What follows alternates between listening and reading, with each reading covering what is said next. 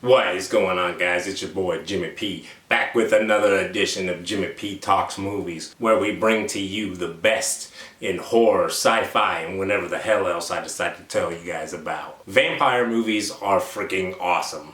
But when you think about vampire movies, what are the ones that you always think about? Of course, Joel Schumacher's amazing classic, The Lost Boys, Bram Stoker's Dracula from Francis Ford Coppola, Stephen Niles' 30 Days of Night. There's really so many awesome vampire movies out there. But I want to talk to you guys about vampire movies from some of your favorite directors that really don't get talked about as much as they need to be. Did you guys even know that John Landis made a vampire movie? What about John Carpenter? George Romero? That's right, some of the most legendary horror directors have all taken stabs at making a vampire movie, to varying degrees of success. In this edition of Jimmy P Talks Movies, we're going to cover the 3 vampire movies done by Landis, Romero, and Carpenter. All of these movies are highly recommended and are absolute gems of the vampire genre. So, without further ado, let's get into the first movie, John Carpenter's Vampires. Roll the trailer. Have you ever seen a vampire? Forget whatever you've seen in the movies. It's not like they're seducing everybody in sight with cheesy Eurotrash accents, all right? They don't turn into bats. Crosses don't work. If you want to kill one, you drive a wooden stake right through his heart. We think we got a nest inside this place. And chances are we'll find a master in here somewhere. I know your parents were bitten by vampires and you were raised by the church to be its master slayer. No one knows vampires better than he does. Open wide, baby. But he met his match when he met the master who started it all, Jack Crow. He was a priest. It's the first known case of vampirism. The first and most powerful. You are the only one who faced Alec and survived. James Woods. From the master of terror comes a new breed of evil. John Carpenter's Vampires. You never told me they could do that. I didn't know they could do that. So Vampires came out in 1998 and was directed by John Carpenter.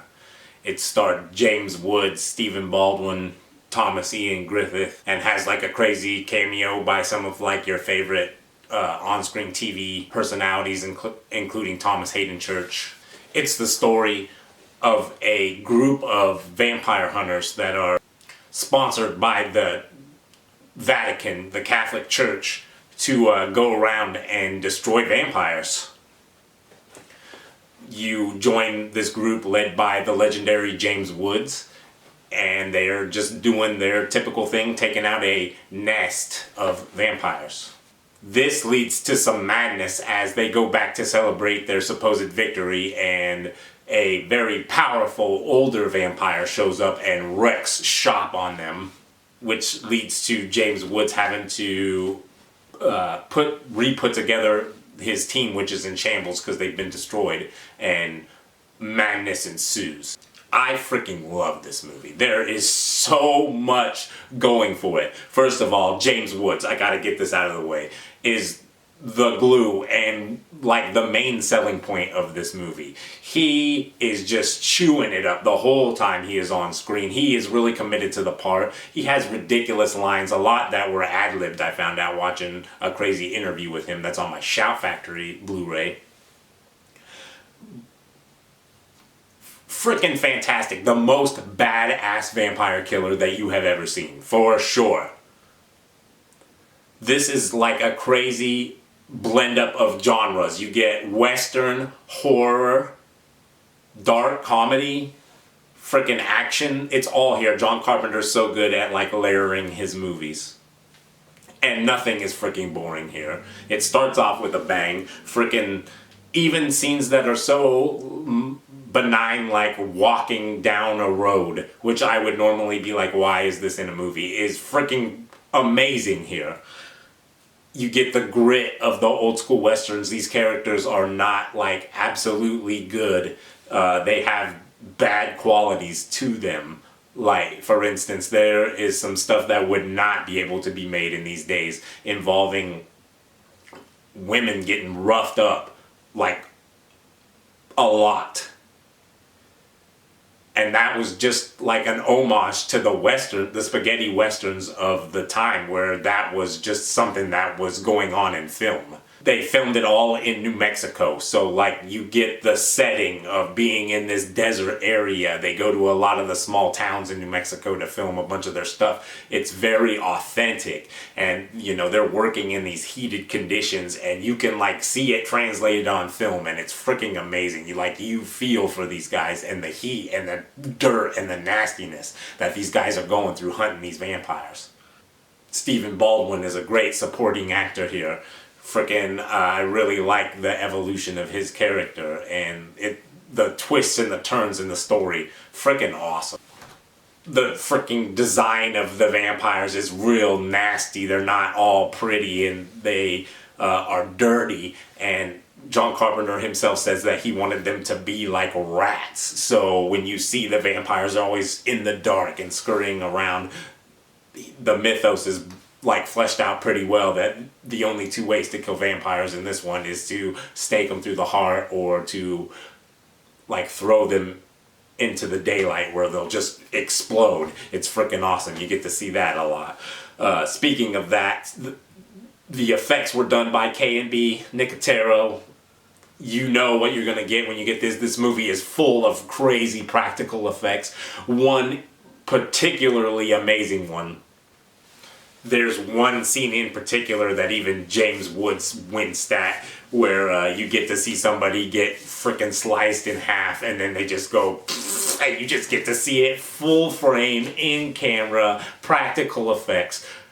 By God, I miss those days so freaking much. It's freaking awesome. And then you get a lot more of the brutalness of the vampires clawing people up. Like, these vampires are freaking brutal. They'll just walk up to you and just tear you to freaking pieces. I think Steve Niles got a lot of inspiration from this movie when he made 30 Days of Night. Plus, there's an actor that's in both this movie and 30 Days of Night, which I found absolutely hilarious. I guess he's like a big actor and stunt guy. But when you see him, you'll recognize him from tons of movies and TV shows that you love. But K&B knocks it out of the park in this one. It's all practical. There's all kinds of stuff going on. The music is crazy. John Carpenter, of course, does all of his own soundtracks mostly. And you get like this crazy mix of like Texas hillbilly rock with his crazy synth going on. And it just really heightens up what's going on with the crazy backdrop of the Mexican desert and what they're going through. I don't know how John Carpenter is so good at making the music and then putting it on his films, but it's always perfect. Like, wow, this is no exception. There is a crazy building explosion in this frickin' movie where they actually built the set, a crazy hotel, and then blew it up with James Woods in the vicinity. Like, the explosion is so ridiculous when you're seeing that on screen and you see the impact and James Woods reacting to this explosion. It's not really like fake. That's his real reaction because he's getting blasted by this explosion. We're talking old school, getting down and dirty, making a movie. Oh gosh, I miss those days. Like, the effects look so much better too than this fake green screen, blue screen crap that we get these days. All kinds of other stuff going on. Like, I was watching the behind the scenes and these guys had so much fun making this movie. Like, it's one of John Carpenter's only films that he got made with almost no problems, on time. Worked with James Woods, who's notoriously hard to work with because of his method of acting, but they got along just great. They both have amazing stuff to say about each other. James Woods is talking about all this crazy stuff that he had to do that he'd never done before in movies. Like, there's an arrow scene that's going by his head that actually has to go like close to his head, and it's on like this wire, and he talked about how safe the set was, pretty much, besides the crazy stuff that he had to do, and how it just kept coming to his head over and over again, and no matter how safe he felt, you know, that was actually happening. This arrow was on this wire going back and forth like 6-7 times while they got the shot. Freaking amazing how they used to make movies. I don't think you'll see stuff like that anymore. But it all comes through that they had fun and everybody was committed to making the movie when they made this movie. I actually went and saw this at the movie theater like 5 times. I have 3 of the 5 movie stubs still, which I think is absolutely crazy. But this was awesome at the time that it come out. Like, the 90s were dominated by like teen slashers and like Valentine, things of that nature. There really wasn't too much. I mean, we got some Candymans and some other weird sequels to beloved franchises, but this was crazy original, and I just ate it up. It came out around Halloween. This was around the time where I was like able to go to rated R movies by myself finally. I was old enough, like, man, just ate this up. John Carpenter does not get enough credit for this particular movie, and it's like a pretty major mark on the vampire franchise. I don't know why this movie doesn't get more love. It's freaking awesome. James Woods destroys this movie. John Carpenter was on one when he made this movie because he freaking destroys this movie. It's pretty much perfect as far as a watching experience. I watched it again and I absolutely loved it. I was blown away by how good it still was and how James Woods' performance holds up today. Freaking amazing. You definitely should check out John Carpenter's Vampires. It should be up there in his other classics like Christine, Halloween, The Thing. I just don't know why it isn't. Alright, we're moving on to something that takes another crazy genre and blends it up with the vampire genre. But this one has a more comedic angle to it, but it's still brutal as all hell and freaking crazy. We're talking about John Landis's Innocent Blood. Here's the trailer. Black magic has me in its spell. I could tell you're excited. Hey, what are you, some kind of a freak? Now, this guy's lost a lot of blood. You know, he had his head blown off. No, this guy's really lost a lot of blood. Marie had a hunger to feed on the evil. You want a ride? You got one. Michelle's a gangster Call me Sal. who's out to take over the city. What do I call you? Marie. Wait, Marie. What he didn't count on was a vampire Come on, baby. Relax. with a taste for Italian. Now, the undead. And the undercover You are under arrest. are teaming up Michelle's not dead, is he? Gotta get hold of yourself. to take the bite out of crime. You're gonna be made men. But when you're made by me, nobody can touch you.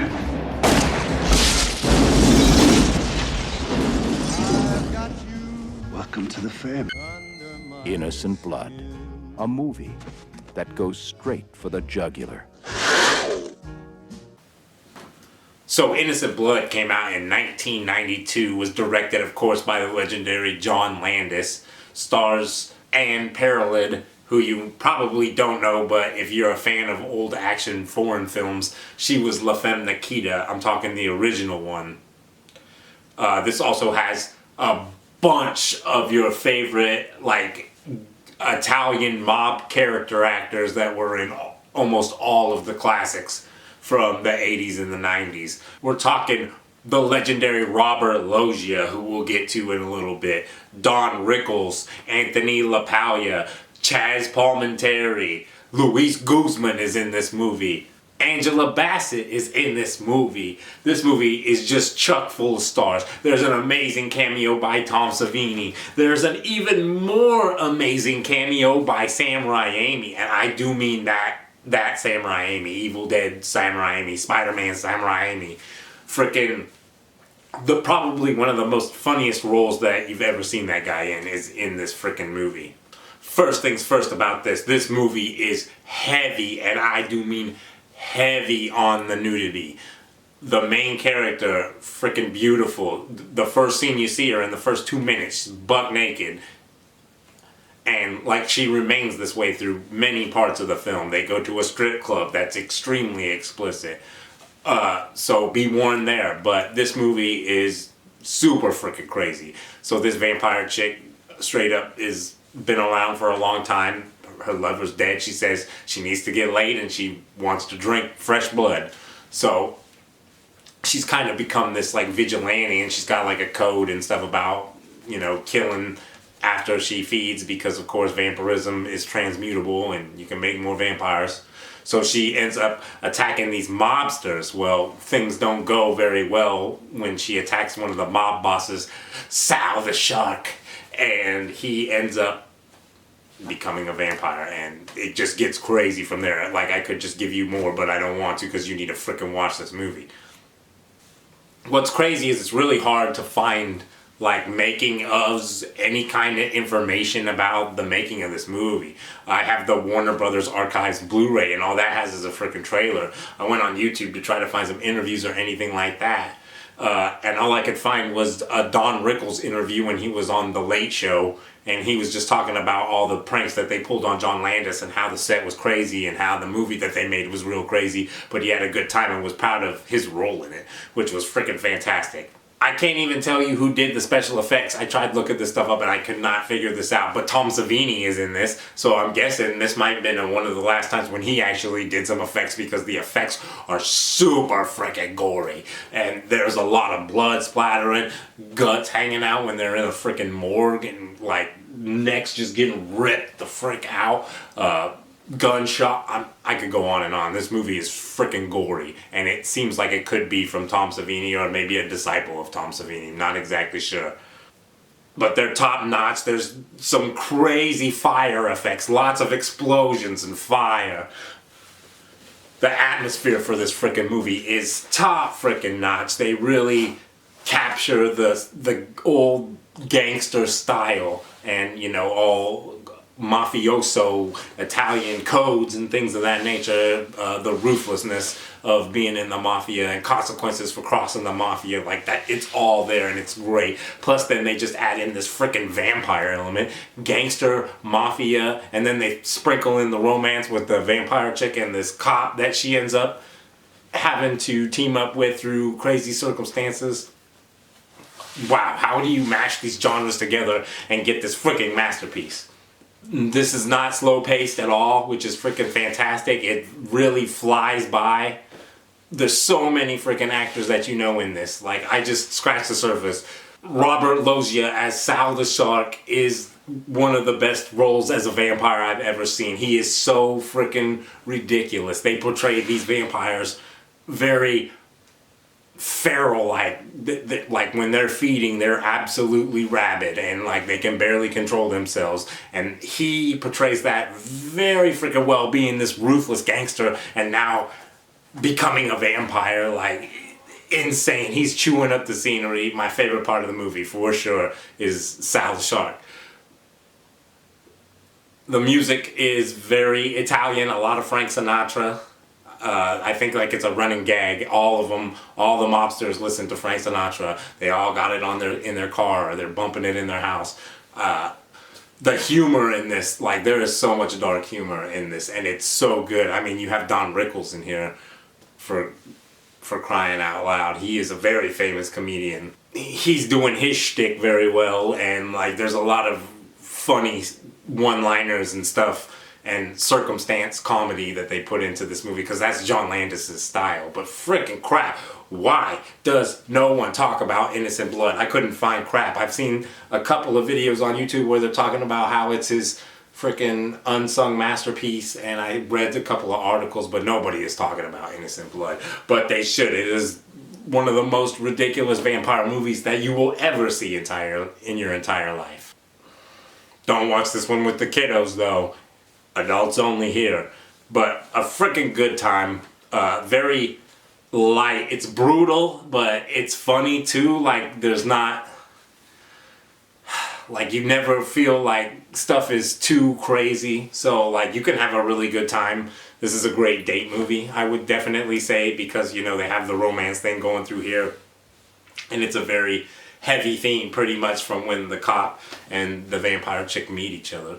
But, like, it never gets in the way or takes away from the action, the brutality, or the comedy. This is a freaking superbly made vampire movie. Everyone should check it out. Yeah, gangster vampires, freaking crazy. Now we're gonna go way, way back for our final film of the episode. We're going all the way back to 1977. We're talking George A. Romero's Martin. Not your typical vampire film, but a crazy one nonetheless. Here's a trailer.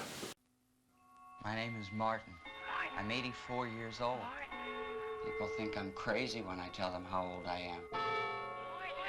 I'd like to be normal. I just have a sickness. The only way I can survive is by drinking blood.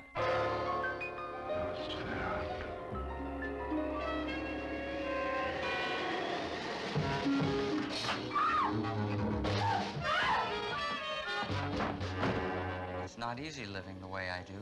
I have to be careful all the time. But I'm pretty good at it. I think as I get older, I get better. I haven't been caught yet. Martin, another kind of terror.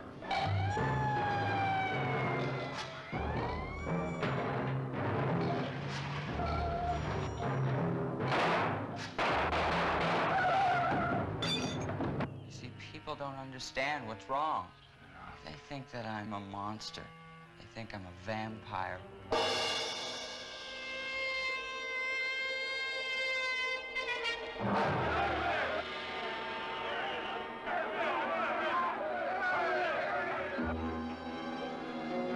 People don't realize that those things I see in the movies are not real. I don't have a whole lot of women. It's nice to watch them. I watch them a lot all the time. I have to be sure that nothing goes wrong. I follow them. I plan. I'm very careful. I have needles now. I can use them. I can put them to sleep. And it doesn't hurt.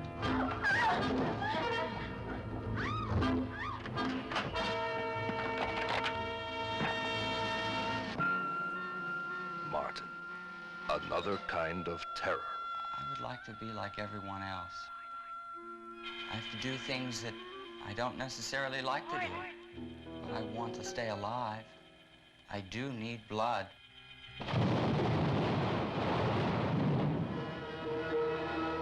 From the director of Night of the Living Dead, Martin, another kind of terror.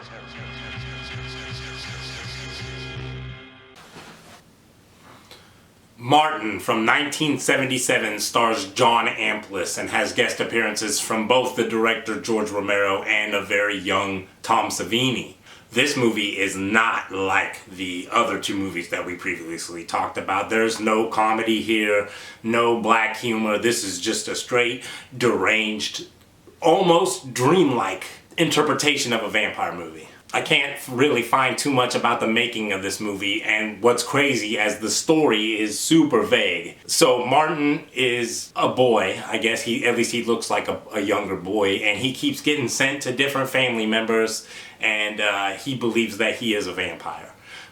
He gets sent to this crazy uncle who also believes that he is a vampire and constantly calls him Nosferatu.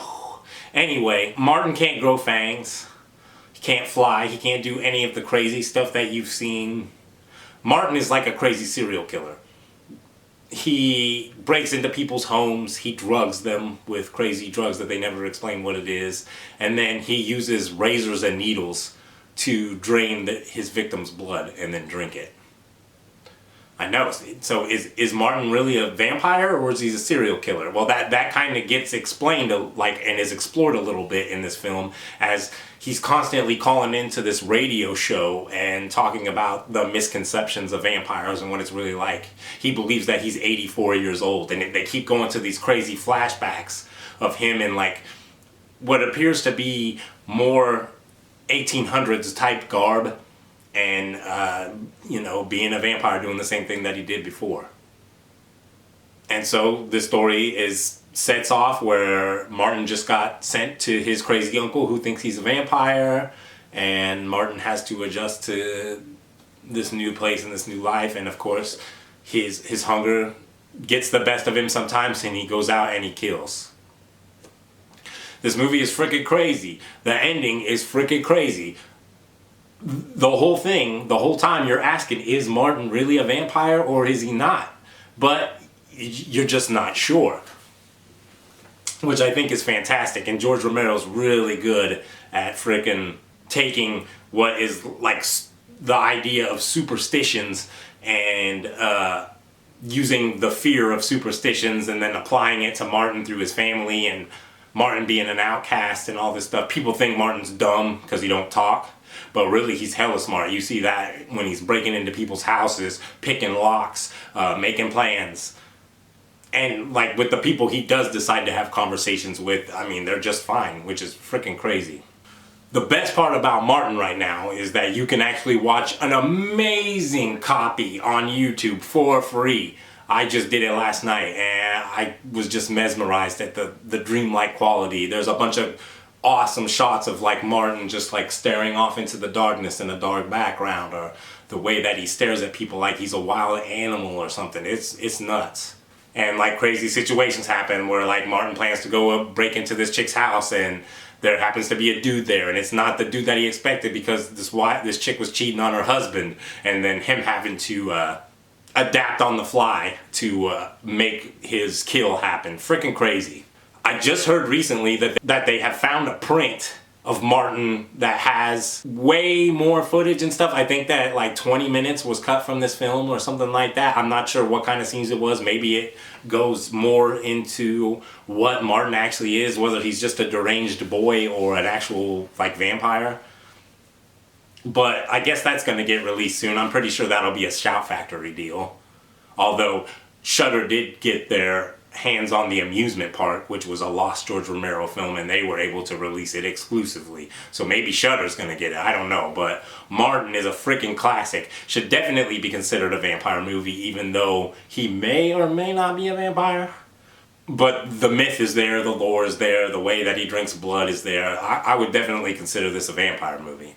And one that you should definitely check out, because this one has a lot of atmosphere, super serious. If you don't like comedy and you're horror, this is the way to go. This movie is freaking brutal. Some of the scenes of Martin tearing these girls up, it's almost to the point of uncomfortable. I was very shocked at some of these scenes that I was seeing, because it'd been a long time since I seen Martin, like when I was a kid. And like, I was actually kind of like, oh man, when it came to some of these kills, which is disturbing but also awesome for me, because like I have a pretty high tolerance to that kind of stuff. So whoa, for a movie to be able to do that to me, your boy Jimmy P, crazy. I highly recommend Martin. George Romero is a master. Everybody always talks about his Dead trilogy. Sometimes he gets some love for Creepshow, which is my favorite movie, but George Romero made a bunch of other movies. He made frickin' Bruiser, he made Martin, he made Season of the Witch and The Amusement Park. Like, he was a master of horror.